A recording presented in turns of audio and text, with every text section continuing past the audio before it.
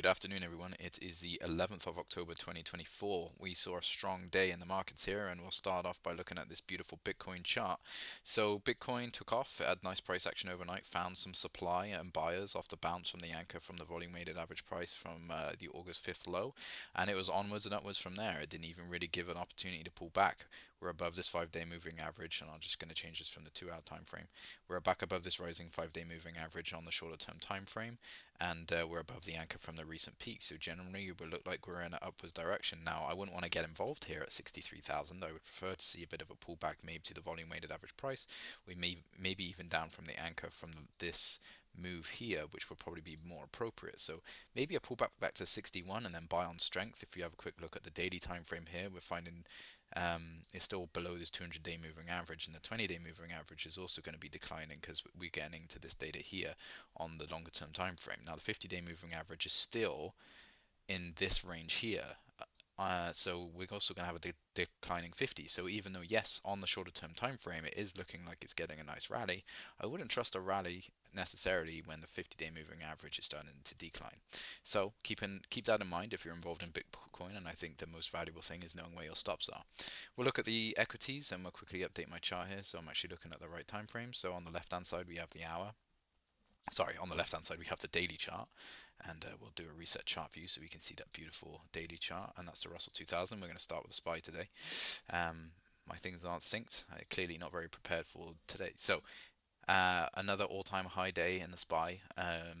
Showed some real strength out of here this morning once we kind of broke out this consolidation mark. I would say the next level of interest now is going to be if this holds as resistance, which is going to be this area here around 578.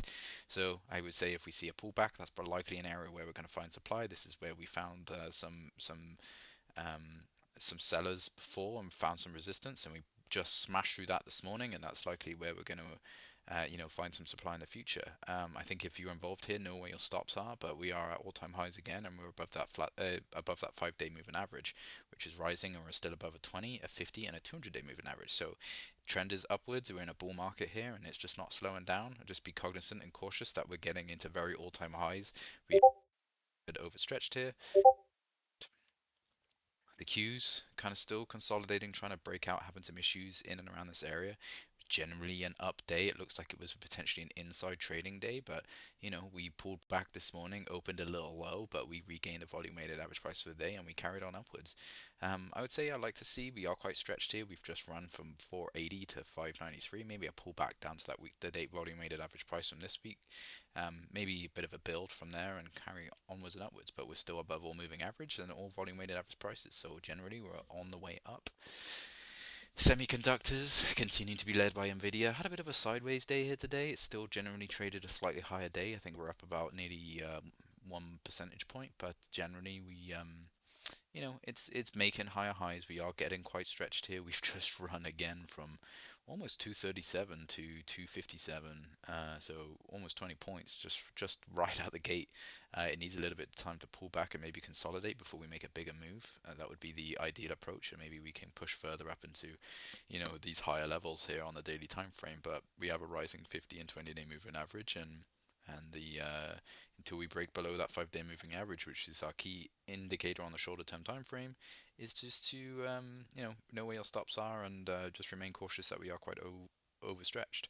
Biotech's made a nice recovery today, very nice rally from 95 up to 98. And now I'm, starting to feeling a little bit more positive about this turnaround. Now I'm not going to be a buyer all the way up here at 98, and who knows, maybe Monday morning we just carry on upwards and it just locks us out the trade and we can't get in. Ideally, what I would like to see in the biotechs to get involved, we have that declining, we have a start to have a rising 50-day moving average. Now we're getting into this data down here, right? So we have sorry, we're going to have a rising 50 with this once we start getting into this data here because our price is up here, which is a good thing because we always want the 50 to be rising. Now, if we look at 20-day moving average, 20-day moving average is going to be into this data here. So just have to be careful that we do have a declining 20. in the short term. On the shorter term time frame, the 5-day moving average is going to continue to rise as we get into Monday's data here. It may struggle a bit during the day on Tuesday by the seams of things, but if we keep on in around this area, we're also then going to start getting down into this data. So that 5-day moving average should continue to decline. We may see it kind of, you know, rise for the next few days, and then when we get into Tuesday's data, maybe we see it pull back, maybe not as bad as that, but it'll start to go like this, but then we're going to carry on upwards. So we should still have a remaining 5-day moving average if the price remains above kind of this key area here. So I wouldn't want to get involved up here. It's just run from 95 up to 98, so 3 points. I would love to see it pull back, right? Pull back, even if it pulls back to that month-to-date volume average price, right? And then builds a nice higher low in here, and then we get involved, right? That's how I'd love to see, and then we could potentially get involved with a stop, maybe, a purchase above this level here with a stop under the recent relevant higher low, which would probably be down here, right? So that gives you about $1 risk and potentially a big higher move, and hopefully that's more like this. So that would be my entry into the biotechs for next week. I think biotechs are definitely one to next week keep an eye on. I love trading the biotechs. It's always one. If you want to hear more, make sure you follow me on Twitter, and I'll be able to give some more information on that. Russell 2000, painfully for me after I got clearly got I got shaken out of this the other day. I had bought in on the bounce back from the daily volume weighted average price on Tuesday, I believe it was, which was no, or Wednesday, which was around 218 mark. It then sold off and pulled back to 215. I took a substantial loss as I sold under the first 5 minutes of the day, and it has now since recovered. I think I got stopped out like down here at 214 or something annoyingly crazy. It is now since recovered, and it is now broken out of this range that was once a kind of a I guess a bullish flag, you could call it, and now it's busted out of this range, and it's looking like it's going to get going here for a substantially bigger move. The problem is the Russell 2000 just seems to trade like shit, and it seems to be really choppy and all over the place. So I think if you're looking to get involved with the Russell 2000, I'm personally not going to. I think you'd probably want to see a pullback and then get involved, with a purchase, something along the lines of this, with a stop under the recent relevant higher low. So be somewhere around here, and then when it gets moving, you can move your stop under here. So I think that's probably the best approach. Energy names continue to trade well. I had a bit of a sell-off here at the end of the day, but generally it's above this rising. Sorry, it's still got a declining 5-day moving average, but into Tuesday next week, if we hold in this area, that 5-day moving average will start to rise again. We're above a rising 50, 200 and 20-day moving average on the longer term time frame. So energy names are looking quite good. This was just a bit of a shakeout, and it looks like we're going to continue on upwards and onwards.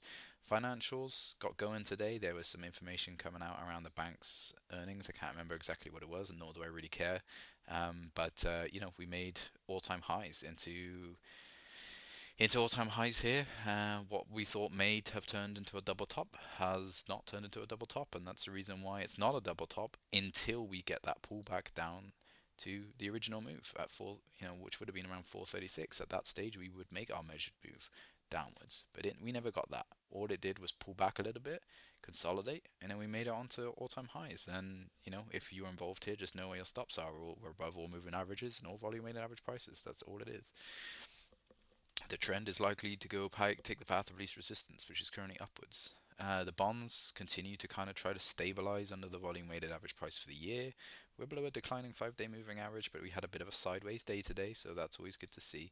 I think, in order for this 5-day moving average to catch up, we would probably want to have, maybe we get a bit of a rally here, right? And allow for a bit of a move, but they're broken. We're below a 20-day moving average that's declining, a 50 that's declining. 200-day looks like it's also going to start declining, so I don't think it's one to get involved in on the bonds, not for a long time anyway, until they kind of recover. We'll have a quick look at the some of the Mag 7 stocks. We'll have a look at Apple. Apple looks like it's doing well. It's kind of I'm not a fan of this lower low, sorry, this lower low price action. If I can get my words out, we seem to be making a bit of a. It seems to be finding resistance around this area here, so we're kind of maybe making a bit of a bullish flag look. I think maybe if it needs another day or two, and maybe we kind of bust up out of this thing. Maybe we get a shakeout first. That would probably be ideal, shakeout, and then we get going. That would be my preference. Meta made a bit of a recovery today. Again, it made kind of a very similar bullish flag. If you have a look at the two time frames of Apple and Meta, very similar thing. It was making this kind of bullish looking flag, and now it seems like we could be on a way to break out of this zone again. It looks like we've made, this could be a higher high. This was a higher low, right? And now we just need to verify this becomes a higher high. So I think, keep an eye on Meta for a bigger move. Microsoft is finding some stability down at this area. We've had this sideways day here, and the 5-day moving average will continue to start to rise over the next couple of days. Problem is we are below a declining 20-day moving average, but that 50-day moving average, the important one, is something to keep an eye about. And this is what I traced in yesterday around the 50-day moving average starting to rise. Is now that the 50-day moving average is going to start rising, 5-day moving average is going to start rising. I'm not overly worried about this 20-day moving average more than I am the 50. I would like to see us get back above this 200-day moving average though, and not get caught and stuck under it, which seems to be what's been happening right now. So I think if we can get back up above about the 419 area and get above these volume weighted average prices and moving averages, then Microsoft has a potential to recover.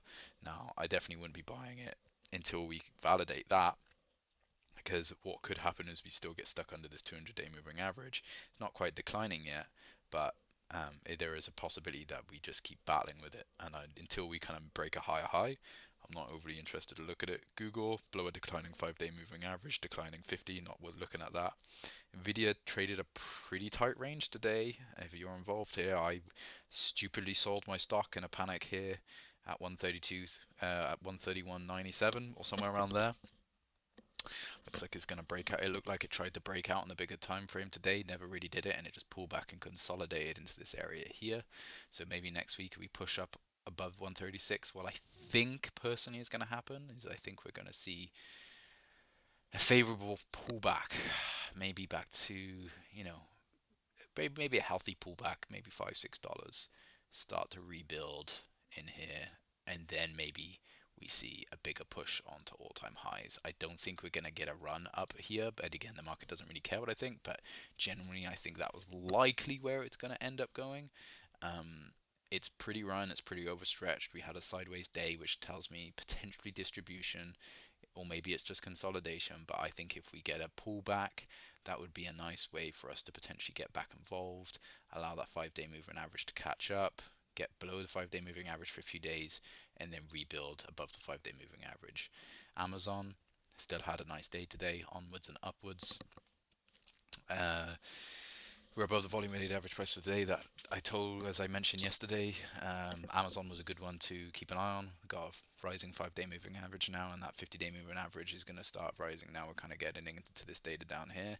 I think we're going to be heading up to potentially, I think we could easily run up to this kind of 195-ish level as a potential test of this area around here. Again, that's just a guesstimate based off of the volatility of some of these moves. But I think what we would want to see if we want to pull back is maybe just a pullback like this and get going. If you're not already involved in Apple, hey, look for a potential pullback down to this area 185. Doesn't quite get it. My guess is that we're going to find some supply into this kind of range right here, because on the shorter term time frame, that looks like where we've kind of provided some support and some resistance in the past. But if you're involved in these stocks, then that's probably the place to buy. And then Tesla, well, I'm glad I'm not involved in this today. I took a loss on it yesterday. Being down here, I tried to preemptively judge the 5-day moving average. Got in a little early and totally regretted it, but I would have regretted more if I'm still holding down here from all the way up here. That would have been a 25, 30 point loss. So all in all, I think that's it for stocks today, folks. I hope everyone has a great weekend. If you're in Canada, enjoy the Thanksgiving weekend. And if you're in America, I'll see you on Monday.